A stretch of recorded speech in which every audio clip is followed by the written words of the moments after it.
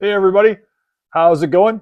Today we are reviewing Funwhole set F9033 Antique Store, which is part of the Funwhole Town Life series. Now, it's a good set. I'm going to tell you all about it right now. The directions are your usual great Funwhole directions. They look wonderful, good clear pictures, everything you want, different angles. One thing I did want to point out with the directions this time around though, there were a few assemblies that you had to put together that perhaps the parts, if they were assembled in a different order, same parts, same way, just putting them together at different times, this goes first instead of that going first, it might be easy to assemble or easier to assemble. Some of the connections on here too are a little bit rough.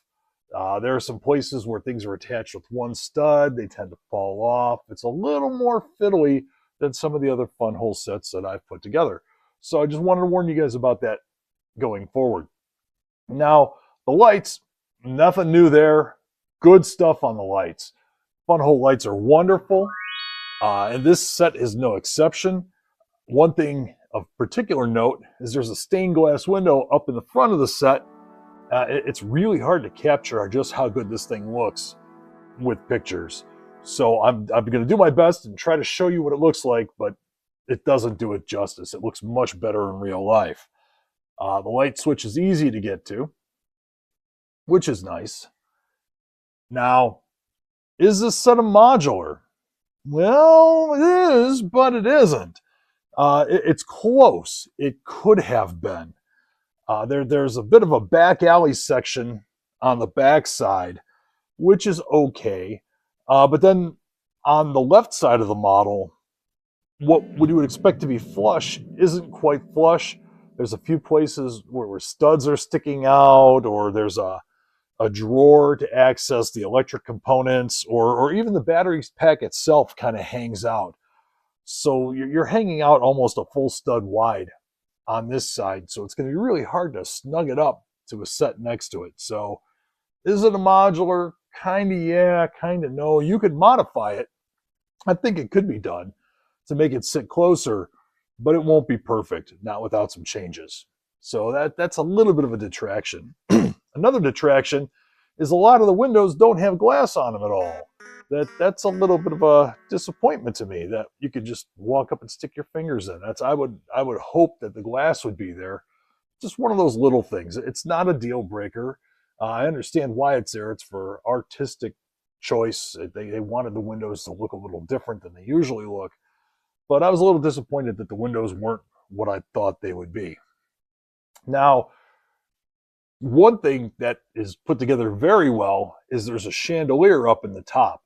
And again, it's kind of hard to see it. It's hidden inside, but it's a wonderful little detail.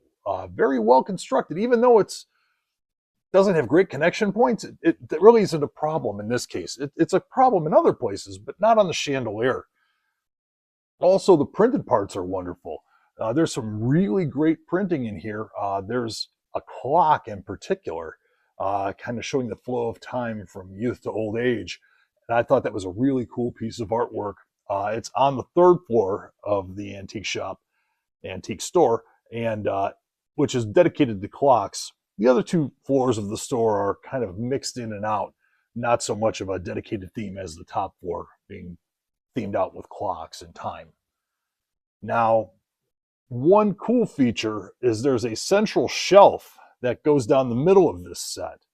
This central shelf, it runs all across the first two floors, and you can look down from the balcony on the third floor and see it. I think it really adds to the design. The aesthetic of it is really interesting. It's an effect I haven't seen before with this one gigantic, massive central pillar inside the set, but it works.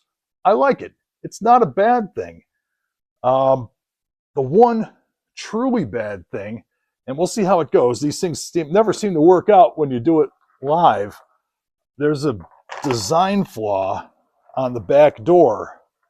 Whenever you try to open it, it pops off. It just wasn't designed very well. It does work, but it just wasn't designed as well as it could have been. So it's a little bit rough on this back door.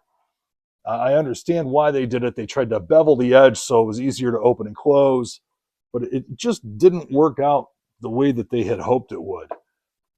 So not everything can be perfect. This is one of those examples. But if you're not going in and out of the set, if it's in the static display, it doesn't matter at all. It won't affect you in the slightest. And I'm sure there's a way you could redesign this to make it work out better, so it wasn't quite such a hassle with that back door. Now, that being said, I think this is a great set overall. I'd have to give this set an 8.5. There's a lot of great detail, but there are a few little problems across the set, so I really can't give it any higher of a score than that. But I do thank you all for stopping in today. We'll catch you down the road.